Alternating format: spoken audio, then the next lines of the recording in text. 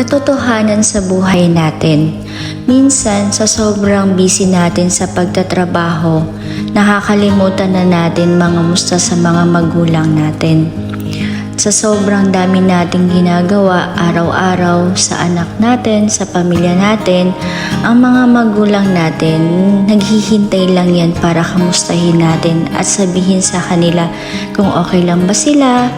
Kasi in the side of them, pag lumaki na ang mga anak nila at nagkaroon na ng kanya-kanyang pamilya, namimiss nila yung pagiging bata ng mga anak nila, na laging kasama nila, yung dinala nila na 9 months sa tiyan nila, na bata pa lang nag-aaral, inintindi nila, inasikaso nila.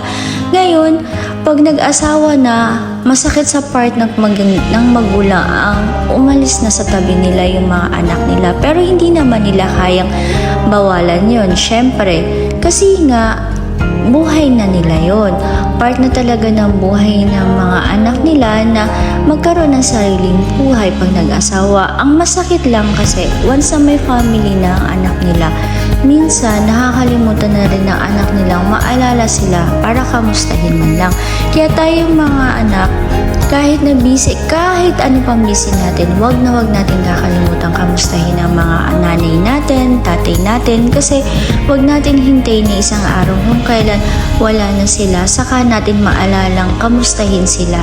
Kasi hindi na natin masasabing mahal natin sila. Kaya bigyan natin ng pagpapahalaga sa ang ating mga magulang, dahil kung wala sila, wala rin din tayo dito sa mundo.